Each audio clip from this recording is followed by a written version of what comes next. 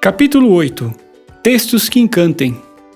Simon Sinek diz: as pessoas não compram o que você faz, elas compram o porquê você faz. Vender o seu livro online é a saída mais viável para driblar a falta de oportunidades nas livrarias físicas. Mas não basta apenas colocar o seu e-book na Amazon e achar que as vendas vão acontecer por si só, nem imprimir exemplares e colocar em livrarias virtuais. Não basta escrevermos um bom livro e termos uma linda capa. É preciso mostrar para o leitor que a nossa obra é exatamente o que aquela pessoa procura, independente de todas as opções à sua volta. Eis algumas sugestões para você utilizar no seu site e nos textos que expliquem sua obra aos potenciais compradores. Clareza. Se o seu livro oferece benefícios, explique muito claramente quais são e para quem. Lembra daquele exemplo de livro de receitas de sobremesa? Digamos que você tivesse reformulado seu material para atender a uma parcela de seu público. Poderia agora oferecer doces de chocolate que não engordam, ou dieta do chocolate. Se você escreveu ficção, deixe claro de que tipo de história se trata, em que gênero se encaixa, quais são os problemas que os personagens enfrentam ao longo da narrativa. Objetividade. Organize seu texto de forma que os leitores percebam, muito rapidamente, do que se trata. Não enrole. Seu leitor em potencial é impaciente. Parta do princípio de que a pessoa que visita o seu site ou lê o resumo da sua obra pode parar na primeira linha. Faça, portanto, uma primeira linha memorável. Vamos repetir aqui para que você deixe claro, se for ficção, de que gênero se trata e do que há de mais interessante na história. Se for não ficção, o que a obra promete e que nível de conhecimento o leitor precisa para se beneficiar dela.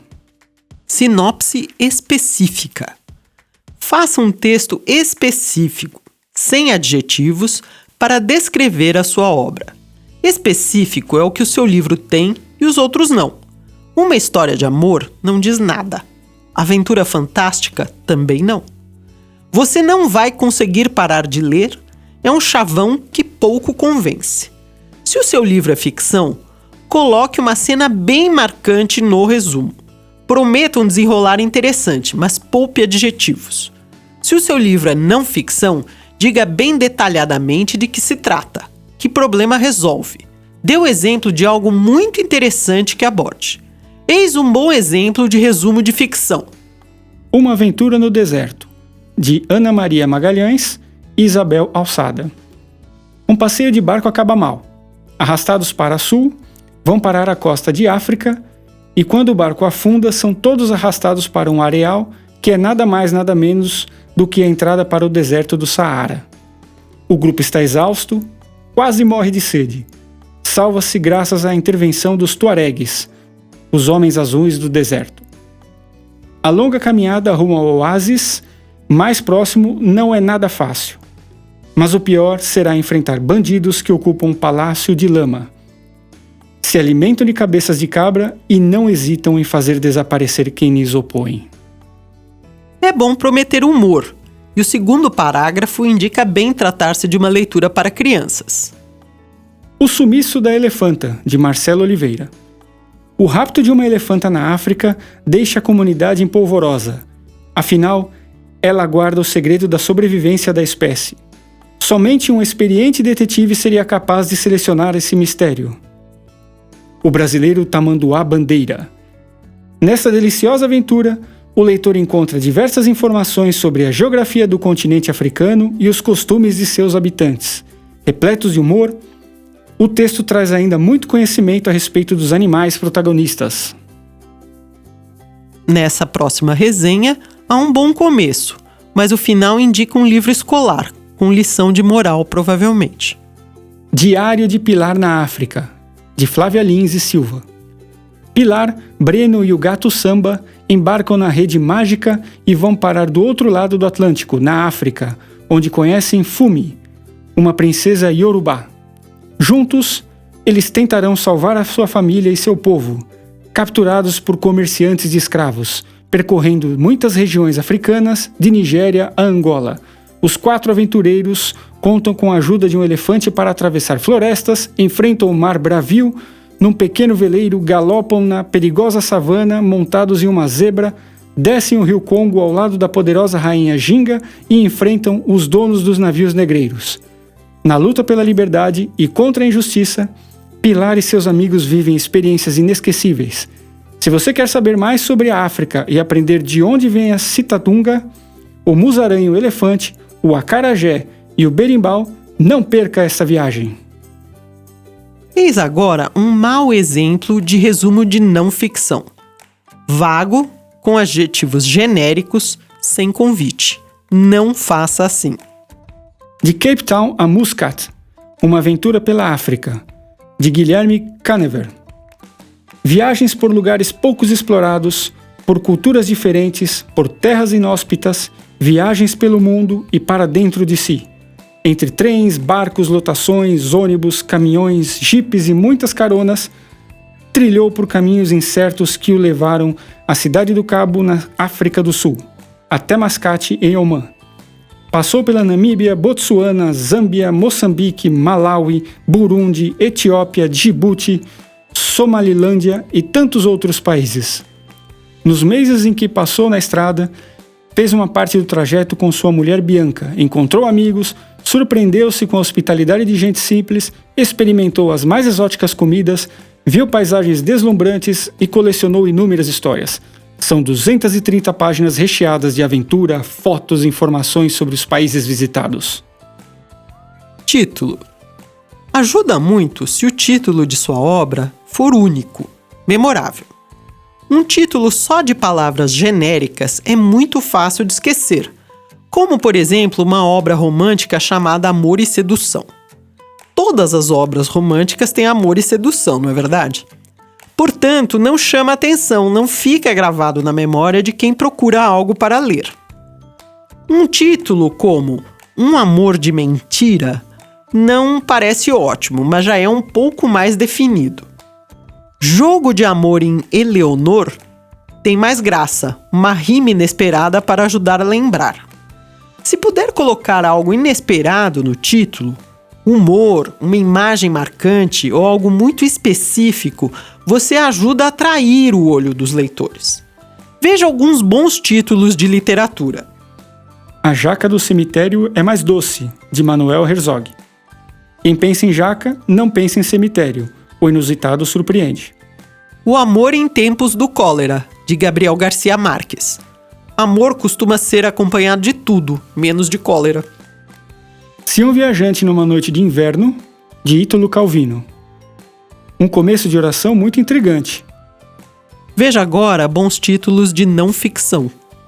Pai Rico, Pai Pobre, de Robert Kiyosaki. A oposição entre tipos de pais já faz uma declaração muito forte sobre o conteúdo do livro. A Mulher Perfeita é uma Vaca, de Marie-Aldine Girard. Brincadeira com as expectativas. Mulheres que Correm com os Lobos, de Clarissa Píncola Estes. A imagem forte, visual, de movimento que sugere é muito marcante. Veja o uso de humor. A sutil arte de ligar o foda-se, de Mark Hanson. Não é para todos os públicos, mas os mais jovens ou os mais cínicos vão rir e lembrar. A Princesa Salva a Si Mesma nesse livro, de Amanda Lovelace. Bom resumo do conteúdo e do tom ácido da autora. Em suma, procure um título que surpreenda, provoque ou passe uma ideia forte, que tenha um detalhe esquisito, que tenha humor.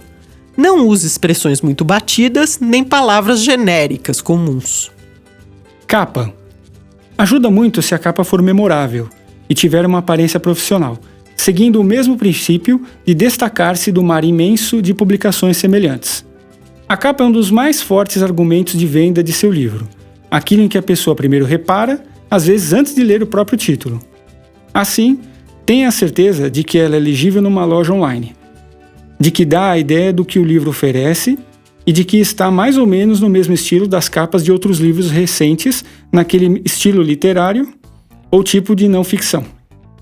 Apesar de estar no mesmo estilo, para facilitar a identificação, é muito bom se contiver algum elemento de que os leitores possam lembrar, de forma a encontrar de novo o livro ou sugerir a amigos por conta daquele elemento. Sim, é bom se for bonita. Mas o mais importante é que também, muito rapidamente, passe a noção do tipo de obra. Vamos lembrar que o problema é que há livros demais. Alguém passando os olhos rapidamente por seu site, ou pelo e-mail, ou na loja virtual, precisa entender se a obra tem a ver com o que aquela pessoa procura. Preocupe-se em passar essa informação. E utilize um capista profissional. O público tem olhos para imagens amadoras. Depoimentos. Depoimentos ajudam muito a impulsionar uma obra. Consiga de seus amigos e conhecidos o máximo deles. No entanto, para funcionarem, eles precisam ser reais. As pessoas percebem quando depoimentos são falsos, quando elogios são feitos por quem está ali só para elogiar, quando críticas são mera repetição do texto da contracapa. Textos falsos passam de imediato a ideia de que aquele autor quer enganar, o efeito oposto que se deseja com depoimentos. Se você acessa o site da Amazon, já deve ter notado que há uma área para os leitores darem opinião sobre os livros adquiridos. Depoimentos esses, aliás, que são um dos fatores relevantes no posicionamento do livro dentro da categoria na loja. Quanto mais comentada uma obra for, maior o seu destaque naquele mar de e-books. Portanto, não negligencie incentivar as pessoas a darem sua opinião sincera. Mesmo que alguns falem mal, é melhor do que ninguém escrever nada.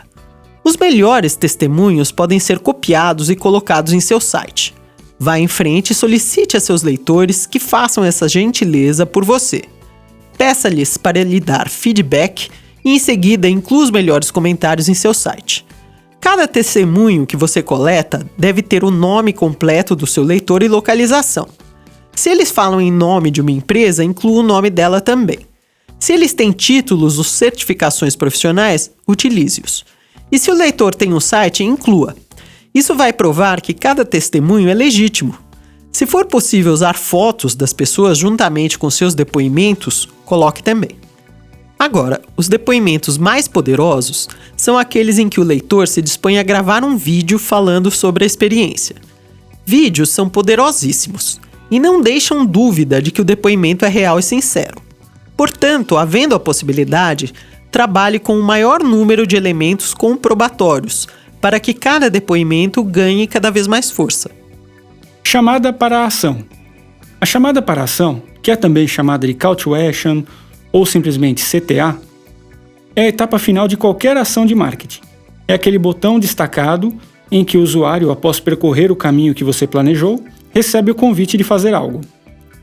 Esse algo pode ser clicar e fazer a compra, deixar um e-mail de contato, baixar um e-book, inscrever-se em uma palestra online, adquirir um cupom ou qualquer outra ação que você tenha planejado. Faça esse convite. Pode parecer óbvio, mas talvez o visitante não clique se você não sugerir. Aconselhamos que você tenha apenas uma chamada para ação em cada e-mail enviado ou página do seu site. Não coloque várias chamadas para ações diferentes. Mantenha o foco em direcionar a pessoa para um único objetivo para não dispersar o leitor. Você pode colocar mais de uma chamada para ação ao longo do texto, desde que todas levem para o mesmo lugar sempre. Faça também um lançamento virtual. Essa tática é excelente para autores que lançam apenas e-books e não versões impressas. Quando não temos um livro físico para autografar, o lançamento em uma livraria ou local de eventos fica inviável. A grande vantagem de um lançamento virtual é que a barreira física é quebrada. As pessoas não precisam sair de casa, pois basta apenas um computador com internet e elas poderão prestigiar o seu trabalho mesmo que estejam em outras cidades ou países. Na nossa experiência com lançamentos e palestras virtuais, vemos que pela internet e com uma lista de leitores é muito mais fácil juntar 300 ou até mais pessoas na hora marcada do que levar 20 pessoas para uma livraria. Para fazer um lançamento virtual, você pode trabalhar com o YouTube transmissão ao vivo ou Facebook vídeo ao vivo. Avise os amigos e familiares, anuncie nas redes sociais e passe o link para a sua página do evento, contendo um campo para captura de e-mails e a hora de início.